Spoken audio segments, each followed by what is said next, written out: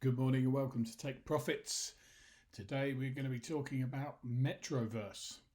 This is a land trading NFT strategy game on the Ethereum blockchain, which has seen quite a lot of activity in the last 24 hours due to a minting feature which is currently available where you can mint a new type of block on the chain.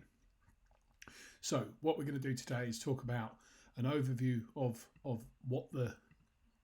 what Metroverse is, how it works, and some of the tokenomics that are involved in it, and what the kind of future rollout of the platform looks like. So, in summary, Metroverse is a land trading NFT strategy game on Ethereum where you can collect, trade, and stake your city blocks to earn the Met utility token. The vision of the team is to enable the next generation of decentralized applications by creating innovative, immersive play-to-earn gaming experiences. Metroverse sits at the intersection of three markets, each of which has strong growth potential: NFTs, gaming, and DeFi. The team believe in the value of amazing design and aesthetics and strive to create an experience like no other with visually stunning artwork. They have partnered with an indie game design studio that specialises in isometric cityscapes, a perfect match for the project and a team we are excited to work with. Metroverse is inspired by SimCity and their love for isometric design and the rise of play-to-earn games. So what you basically have in the simulator is you buy these cityscapes which have various characteristics, and each of them has a score which you receive a defined number of Met tokens. So the NFT is an ER271 contract, and then you receive Met tokens which are ERC20 tokens. We'll look at the pricing on that momentarily. So each of the cityscapes has different features and characteristics, and it receives a different score. So for example, this one's got a river in it. You've got some that have got stadiums, you've got some that have got army barracks, and so on and so forth. So they all have different characteristics which give you a different reward for each of the places. So in terms of the process so far, so Metroverse Genesis is the initial NFT that was launched. There's 10,000 of them. At the moment there's only 362 owners, but that might be because lots of the NFTs are staked. So to earn the rewards you have to basically stake the token, which then gives you the Met rewards on a daily basis. So you earn 94% of city blocks are currently staked in the Metroverse vault, and there's actually 3,711 unique owners of city blocks as at March the 22nd. So these figures are slightly skewed because of the staking contract. So the floor price for these at the moment on OpenSea is 1.49, and that's as stated, the yield that you effectively earn from owning and, more importantly, staking this piece of land onto the Metroverse staking contract is displayed below. And so what we can see is if we go into one of these, each of them has individual properties. So for example, there's nothing, there's a V pillar on this one. I don't know whether that's a particularly rare trait, but what you might want to do is look for the more rare traits at the cheaper price and do a search on that basis, although it depends on the premium that you're paying for the reward. So you'd need to do a kind of calculation based upon the yield that you'd be getting and the additional upfront cost that you would be receiving. So clearly, if you can get 255 for 1.49 versus 227, it would obviously feel like a 255 yield would be a better income than 227. So the logical thing to do is get as high a price as possible for as cheap as possible. So 298 here is looking good. So as it stands, in terms of the buy now contracts, There's 206 available for sale out of 10,000, so that's quite a small proportion of the total number which are for sale. So that's predominantly because the majority of them are staked, but also it kind of demonstrates a hive of activity that has been going on in this particular NFT platform. So let's go into some documentation. So as we've stated, it's a land trading NFT strategy game on Ethereum. Players strategically collect and trade city blocks to grow their economy and earn the MET utility token. There's 10,000 of them, as we talked about. They're nearly impossible to be replicated. Players can collect multiple city blocks and build neighbourhoods. Each block generates revenues in the form of MET tokens, as we talked about, if it is staked. You don't earn those if it isn't. Through this, users are incentivized to strategically acquire and add additional blocks to their collection, as MET tokens can be utilized within the game economy to improve their holdings and generate even more MET. So there's a kind of compounding approach that they're suggesting. It's aimed at the diversified crypto world. We've talked about that already, so I won't go through that in too much. In particular, their team is quite interesting. So OX Slice is Silicon Valley tech entrepreneur who loves building digital products and services. 18 years of experience in various development and product management positions for Valley-based tech startups. Spent the pandemic researching Ethereum, DeFi and NFTs. He's the founder of Metroverse. OX Slime is a Web3 based crypto native obsessed with decentralizing all things. 6+ years experience in crypto space, now focused on DApp and NFT development. OXAYAM, dev and crypto native. And then we've got OX Bobski, coding from the age of 14 and has recently transitioned into the Web3 and crypto space. OX Hedgehog is the genius behind the Metroverse design. He's worked with brands such as Mercedes-Benz, BMW and Coca-Cola. And OX Ram is a 22-year-old 3D designer specialised in stylized art and blender designing Metroverse. Mrs. Slime leads community management at Metroverse. She's basically active. She runs a Discord effectively in the socials. So it's a pretty good team for this type of thing, and there's some pretty heavy investors involved in it. Official links are there. Obviously, you can review those at your leisure. So how the block scores are made up. So there's 64 tiles in every block. 15 tiles are always reserved for pathways, and the 49 reserved tiles are reserved for buildings. Some buildings, like small houses and shops, are fairly common and appear fairly often. Others, like rocket launch sites, are very rare and may only appear in a few blocks. So there's a rarity element to the individual assets that appear on each of the blocks. So the total score of the city block is calculated based upon the scores of the buildings within it. And the score is always between 200 and 400, which obviously then converts into the number of tokens that you earn per day if the individual asset is staked. So here we have a residential score, commercial score, industrial score. That gives you a total of 300. And you can look at how the individual scores are calculated. So, for example, if you've got a sauna cabin, that gives you a score of 2, a large bungalow 6, so on and so forth. Zone boost. So scores of residential, commercial, and industrial buildings in a city block are also influenced by the special public zone. Buildings in the public zone simply boost scores of other areas. So if a block contains a library, which is a public building, it boosts the residential score by 6%. So each Metroverse will have a number of these that apply, and you get different boosts for each of those. Then we've got pathways. You've got streets, railways, and rivers. 50 tiles are always reserved for those. We won't go into that in too much detail. You've got different building size, you've got different building scores, and you've got different building weights.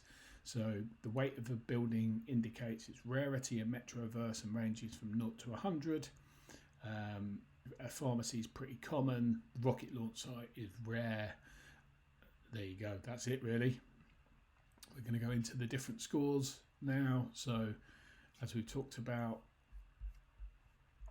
soccer stadiums have a high score. Car washes have a high score. Is that the score? Yeah, so the weight is here. So coffee and news kiosk, obviously they're things that potentially attract people. And then we go through and look at, beer breweries obviously got a high score, and then it goes down from there. So that's how things are calculated. A neighbourhood is also referred to as a hood. It's a collection of one or more city blocks owned and staked by a user. If you own just one city block in Metroverse, your neighbourhood is comprised of one block. If you own 10, your neighbourhood is 10 blocks in size. Simply put, a hood is a group of blocks, a block is a group of buildings. Pretty straightforward. The neighbourhood score is simply the sum of the scores of the blocks within it. If the neighbourhood has had 3 blocks, then the neighbourhood score is calculated as a combination of those. A neighbourhood can be any size with as little as 1 block in it, and users may acquire additional city blocks on OpenSea and grow their hoods to any size that they wish. A neighbourhood boost. So a neighbourhood is a collection of staked blocks. They're clearly shown on my hood page on the Metroverse website. Your hood score is simply the sum of the scores of staked blocks as described in the neighbourhood documentation. The neighbourhood boost. So certain combinations of buildings existing anywhere in your neighbourhood will boost the entire score of your neighbourhood. All boosts are calculated based upon the set of 3 buildings that are present in your hood. We expect users to trade blocks on secondary markets like OpenSea to acquire specific blocks that contain buildings that are missing in their hood. This will boost the score of their neighbourhood and in turn increase their net earnings. If your neighbourhood contains a hospital and a police station and a fire station, you will earn the safety boost and your score will be boosted by 5%. If your neighbourhood contains a football stadium and a baseball stadium and a soccer stadium, you will earn a sports boost and your hood score will be boosted by 10%. So here we have a kind of different list of the boosts that are available, and 10% seems to be the highest based upon the sports,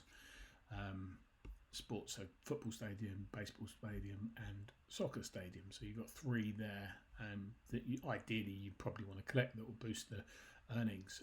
I would imagine that they would potentially go at an increased price. Users will earn boost badges that will visually indicate which boosts they've activated, and they'll exist on the Metroverse website as well as in their Discord profile. As long as the combination of the buildings exist in the neighbourhood, you will earn the boost. For hoods that contain more than 10 blocks, see large hoods. So what's large hoods? Boosts are stackable, so you can stack and earn the same boost multiple times to increase your hood earnings. However, the boost percentage diminishes by half with every additional stacked boost of the same kind. Boosts are stackable up to 3 times. So if you have 1 safety boost, you earn a 5% boost. If you have 2, you earn 7.5, and 3, you earn 8.75, exactly as laid out. So over 10 blocks, you've got what they call large hoods. Less than 1% of neighbourhoods in Metroverse have more than 10 blocks in them. The section only applies to hoods larger than 10 blocks.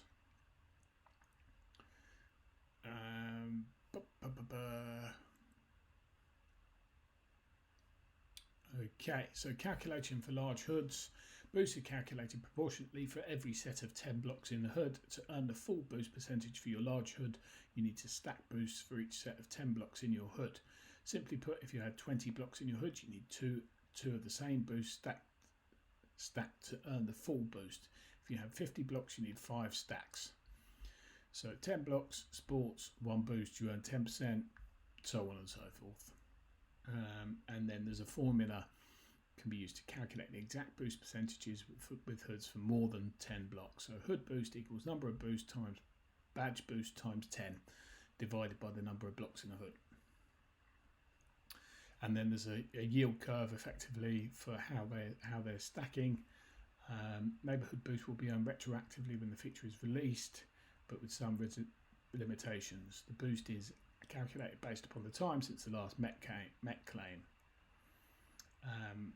So there we go.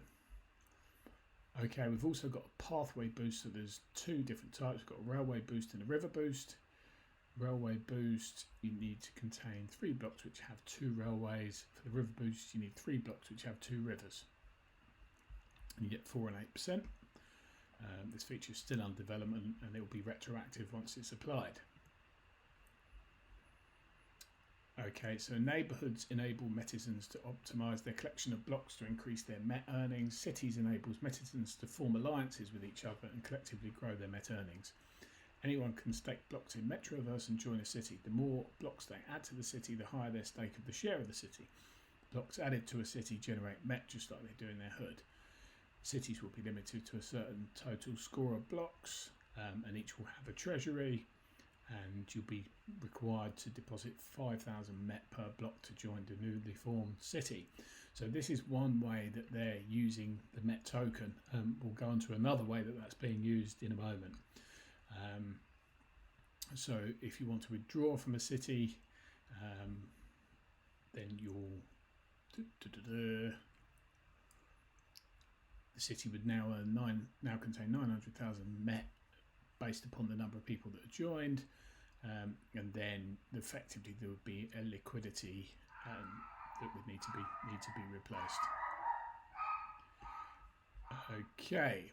So go on to gameplay. Cities allows players to group together and form alliances with a primary goal to grow the value of their city treasury. So Met token, there's no pre-allocation. The source of emissions is only the Metroverse vault, so you basically have to have the asset stake to receive the token. And there's one current utility, which is what's being called a Blackout collection mint. So basically what that is a new collection of Metroverse, which is called the Blackout collection, which costs 25,000 Met, which is currently available. So they expect the entire supply to be depleted when minting the blockchain, the Blackout collection. And what this will do is the Met that's being used to buy the Blackout collection is being burned. So effectively it's a diminishing supply at this point in time. But that said, the Met supply is unlimited. It's only ever generated via the Metroverse vault where city blocks are staked. As mentioned, 100% of the Met used to mint Blackout is being burned. Okay. So that is pretty much it. So the whitelist was 18th of January, public sale. There we go. The reveal, they've all been revealed anyway. And they receive a 5% royalty. That's it. And then we kind of talk about staking, which we kind of touched on anyway, but basically it's just a method of basically committing your assets to the vault for the future. So what's been going on then? Yes, so we have the Metroverse Blackout, which have been minted as we speak, and as mentioned, the original price was 25,000 Met, and then the price will increase. My understanding is by 20% once the price goes up. So the original one blocks, I'm not sure what the original mint price was, but they've got a pretty stable floor price now. We can actually see this probably better on Nansen, just to give a bit of context. But there's been quite a lot of activity with people buying them up over the last few weeks, particularly during March. So yeah, we've got some good kind of statistics on there, and in terms of how that's moving along. So the price is kind of stabilising. 1.66 ETH is the average, and yesterday there were 264 ETH worth of transactions, and today there's been 47 so far. And again, the price has dropped slightly by about 10%. So average price yesterday was 1.7. Minimum price is also down from 1.54 to 1.28. It's kind of typical. We've got a smart buyer. The Kennedy collection has come in and picked some of them up. and the number of transactions has obviously dropped down. So what we should be able to see as well is potentially the Metroverse Blackout. Let's see if they've got this on here. No, it's not in yet, and it doesn't seem to be loading in here either. Not quite sure what's happening to the internet connection, but basically there are the majority of these are expected to be staked. So these are new mints, and basically you can stake them from mint straight away, so it doesn't cost you multiple transactions to save on gas fees, and then they start generating the yield straight away. So yeah, that doesn't seem like it's wanting to load right now, so apologies for that. But yeah, they're all on OpenSea, and there's not a huge quantity of them available. But let's have a little look. I'll just have a look on my phone. Traverse. So the floor price for the Blackout is 1.11. And how many of those are buying now?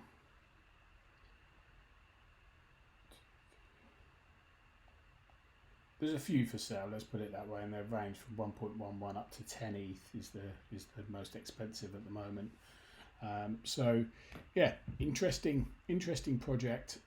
The yield that you earn is fairly attractive, and I saw a statistic yesterday which had this as the third best in terms of yield, and I'll add this in afterwards as an overlay on this.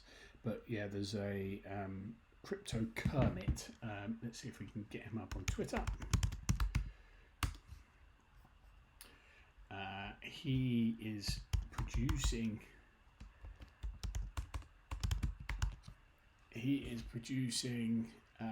daily statistics on the yields that are being generated from different assets, which is here. And Metroverse Genesis was ranked third by him, 1.568. Obviously that's come down a little bit since yesterday, but basically the ROI per year based upon the income would be 322%, which is a pretty good return on a daily basis, and you break even after about 3 months. So that's pretty quick. Obviously you've always got that risk that the price deteriorates, but clearly here we've got a team of experienced developers that appear to be progressing forwards with the proposed structure and architecture. If we look at the holders as well, we've got some pretty big names in here. Jonathan Candy. Now Praxi, I was in the Discord yesterday, and Praxi stated that he had minted 50 of the new Blackout blocks, which was quite an interesting number to be going for. So that would take him to potentially the highest holder. But yeah, there's some serious people in the project, and yeah, the profit leaderboard is by this Epic NFT collector who's bought 42 and sold 41, so he's only got one left. So there's not much left in his. But yeah, Diamond Hands is 10 is the largest that according to Nansen, but as stated, Praxi obviously bought a huge number yesterday. So in summary, the yield that you can get if we go back to this, according to these guys, daily value, obviously that will fluctuate based upon the value of the NFTs that you have. So if your score is 300, you would get $43.36 per day, and that equates to this figure. So it's 1.568. It's obviously come down a little bit since yesterday, but yeah, you're kind of yielding. It's pretty strong yield per day, and as stated, 114 days to pay back, and then obviously you're in profits, and you still retain the NFT. So as long as the prices continue to hold, and they continue to roll out their proposed architecture and infrastructure, then this to me looks like a interesting proposition. And for the purpose of disclaimer, I've got a few of the Genesis and also the Blackout, because I think it's an interesting proposition and it generates a yield, plus some potential upside as the project progresses, and the potential for, there's also going to be an airdrop, which is going to be, the snapshot has already been taken, so for holders, existing holders, there's an airdrop that will be distributed, which is a pass of some description, and obviously then there's future thing, there's going to be these things called mares, so you can potentially produce one of those as well. So there's kind of some utility that's being bolted onto this as the project progresses. Anyway, hope you found that interesting. As ever, this is not financial advice, do your own research, but nevertheless I think that this is quite an interesting proposition, and the artwork and the design of everything is pretty cool, and if you're into this kind of thing, it looks to me like it is worth exploring. Enjoy, and make sure, remember, you take your profits.